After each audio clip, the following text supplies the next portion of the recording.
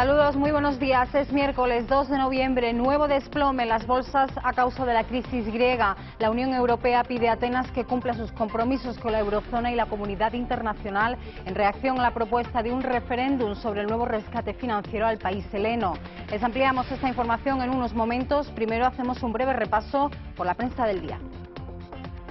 Y nos vamos hasta la portada del diario El Mundo. Papandreou mantiene su órdago pese a las presiones de la Unión Europea. Su obstinación en convocar un referéndum hunde las bolsas y sitúa a Italia al borde del rescate y a España muy cerca. Sarkozy le advierte, no hay otra salida. Continuamos con la portada del diario El País. Grecia empuja al euro al abismo. Sarkozy emplaza a Papandreou a exponer su decisión ante el G20. El Eurogrupo teme la quiebra definitiva de Grecia. La consulta se celebraría el próximo enero. Y seguimos con el principal titular para el diario La Razón. Jaque al euro. El referéndum de Papandreou desata una tormenta en la Unión Europea. Por último, portada del diario ABC. Grecia se hunde y nos hunde. El anuncio griego de someter a referéndum las condiciones de su rescate desploma las bolsas europeas, dispara la deuda de Italia y coloca al país en el umbral de ser intervenido. Las principales bolsas europeas sufrían ayer, una hora después del inicio de la sesión, descensos que oscilaban entre el 3 y el 4%, afectadas por la incertidumbre que ha introducido en el mercado la convocatoria en Atenas de un referéndum sobre el plan de rescate griego por la Unión Europea. El parqué madrileño cerró la sesión con una caída del 4,19%, que le llevó a quedarse en 8.500 puntos, con todos sus valores en negativo, pero especialmente los bancos, que en algunos casos han cedido más de un 5%. El anuncio del referéndum en Grecia sobre el plan de rescate ha sido muy mal recibido en las bolsas europeas, que han comenzado la sesión de hoy con descensos generalizados de entre el 3 y el 4%. En España, el IBEX 35 perdía a primera hora el 3,18%, una caída superada por Frankfurt con el 3,87%, por Milán con el 3,83% y por París con el 3,53%. En todos los casos lastrados por las caídas de los bancos. También se ensanchaban las primas de riesgo o sobrecoste que los inversores exigen por la compra de deuda nacional frente a la alemana, considerada más segura. Así, la de España alcanzaba un máximo de 376 puntos básicos, más de 25 por encima del cierre de la víspera, en tanto que la de Grecia subía hasta 2.176 y la de Portugal superaba los 1.000. Por lo que respecta al riesgo país de Italia, aumentaba a esta hora hasta 438 puntos básicos, con el rendimiento del bono italiano a 10 años por encima del 6,2%, su tasa más alta de los últimos 12 meses. Las reacciones ante la noticia del referéndum heleno no se hacían esperar. El presidente francés Nicolas Sarkozy y la canciller alemana Angela Merkel han afirmado que la aplicación del acuerdo alcanzado en la última cumbre de la eurozona respecto al rescate financiero de Grecia es más necesaria que nunca. En un comunicado difundido por el Palacio del Elíseo, tras una conversación telefónica entre ambos mandatarios, Sarkozy y Merkel expresaron su deseo de que se establezca lo antes posible una hoja de ruta para garantizar la aplicación de dicho pacto. Algunos expertos apuntan a la salida de Grecia de la Unión Europea. La convocatoria de un referéndum en Grecia sobre el plan de rescate aprobado por la eurozona el pasado jueves ha encendido las alarmas en la Unión Europea. El presidente francés Nicolas Sarkozy y la canciller alemana Angela Merkel han mantenido hoy una conversación telefónica para analizar la sorprendente decisión del primer ministro griego Yorgos Papandreou. Ambos mandatarios han asegurado que la aplicación del acuerdo alcanzado en la última cumbre de la eurozona es más necesaria que nunca. Han expresado su deseo de que se establezca lo antes posible una hoja de ruta para garantizar la aplicación de este pacto que, en su opinión, permitirá a Grecia recobrar un crecimiento sostenible. El presidente del Eurogrupo, Jean-Claude Juncker, no descarta incluso que un rechazo en el referéndum griego pueda provocar la quiebra del país heleno. Por su parte, los presidentes del Consejo y de la Comisión Europea han afirmado que el nuevo rescate a Grecia es la mejor solución para el país y han instado a Atenas a cumplir sus compromisos con la eurozona y con la comunidad internacional. Mañana por la tarde, Nicolas Sarkozy y Angela Merkel mantendrán reuniones con las instituciones europeas, con el Fondo Monetario Internacional y con las autoridades griegas. Será en la localidad francesa de Cannes, donde el jueves y el viernes se celebrará la cumbre del G20. Por suerte no hubo que lamentar víctimas, pero el susto sin duda fue tremendo.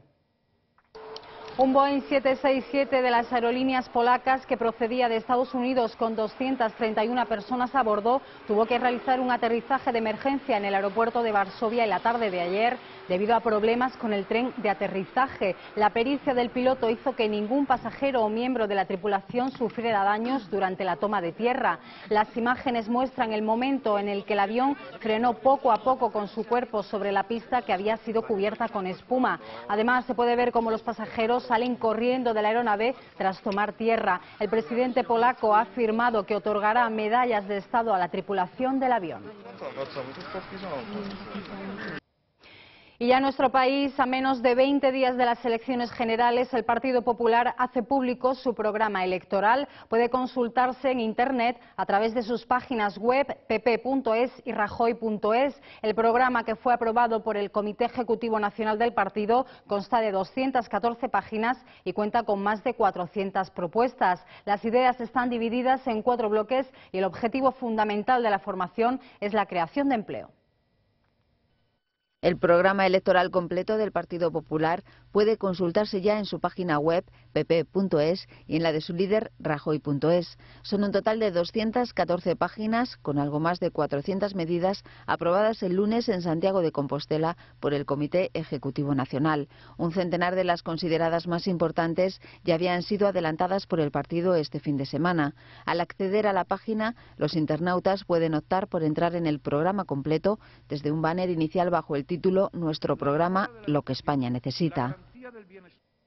Las críticas al programa electoral de los populares no se hacían esperar. El candidato del PSOE a la Moncloa, Alfredo Pérez Rubalcaba, ha contrapuesto el programa claro y concreto con el que su partido concurrirá a las elecciones generales con el oscuro y ambiguo que, a su juicio, ha aprobado el Partido Popular. Rubalcaba, que ha situado el programa del PP la ambigüedad calculada, ha acusado al candidato de no querer comprometerse con ninguna medida. De ambigüedad calculada.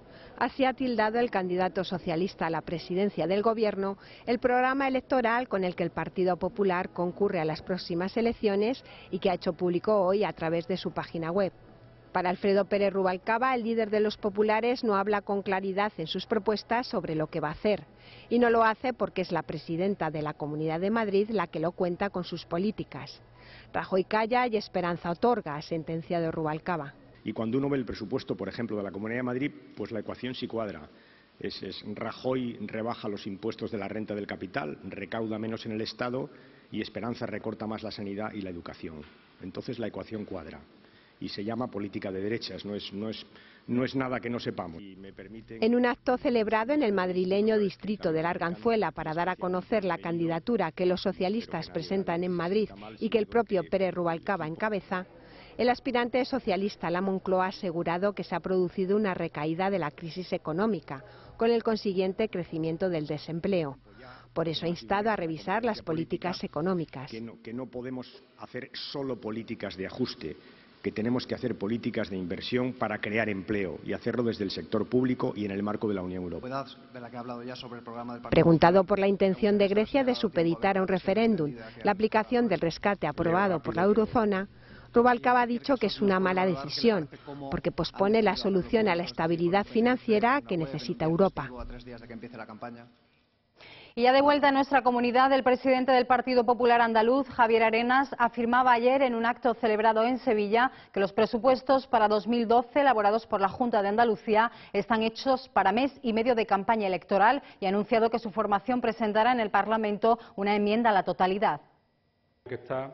Arenas ha asegurado que se trata de unos presupuestos falsos pensados en las elecciones y que, por lo tanto, gane quien gane, en mayo tendrá que haber nuevos presupuestos. Ha dicho que estas cuentas tienen los días contados porque traen más crisis y más paro, ya que, según sus palabras, se ha incluido un incremento del gasto corriente, un endeudamiento máximo, una reducción de la inversión y un aumento de los impuestos. Para el Popular se pone en riesgo el empleo y el estado del bienestar porque se trata de unas cuentas que suponen un gran monumento a la opacidad y al descontrol del gasto corriente. Ha destacado que se ha hecho desaparecer de un plumazo las inversiones en las provincias y que se trata de los primeros presupuestos en los que no hay una estimación de creación de empleo.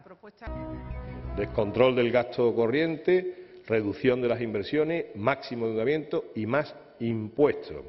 Y me diréis, ¿y por qué hacen estos presupuestos así? porque están pensando solo en que tenemos elecciones autonómicas en marzo. Son presupuestos falsos. Es más, y esto figurará en las hemerotecas, gane quien gane las elecciones autonómicas, en mayo tendrá que haber unos nuevos presupuestos de la Junta de Andalucía. Porque estos son rigurosamente falsos y están hechos para mes y medio, 2 meses, 3 meses de campaña electoral. 12 personas han muerto, 3 de ellas motoristas, en los 12 accidentes mortales registrados en las carreteras desde que comenzó el pasado viernes a las 3 de la tarde la operación especial por el Puente de Todos los Santos hasta las 8 del martes. En el cómputo provisional de siniestralidad se contabilizan 12 muertes, 9 heridos graves y 7 leves. El mayor número de accidentes se produjo el sábado, cuando 6 personas fallecieron, 5 resultaron heridas de gravedad y 6 heridas leves, mientras que el viernes, entre las 3 y la medianoche, no se contabilizó ningún accidente mortal. El retorno del puente no provocó grandes retenciones el martes por la noche, salvo en las entradas a Barcelona y a Madrid, y en un par de kilómetros en la A5 a la altura del término de Móstoles. La prescripción de los medicamentos por su principio activo y no por su marca comercial entró ayer en vigor y supondrá un ahorro considerable para las arcas públicas. Desde ayer los médicos deberán prescribir a sus pacientes la medicación por el nombre de la molécula que contiene el fármaco en lugar de con la marca comercial. Del mismo modo, los farmacéuticos tendrán la obligación de entregar a los pacientes el que sea más barato. Ya no podrán recetarnos aspirina, sino ácido acetilsalicílico.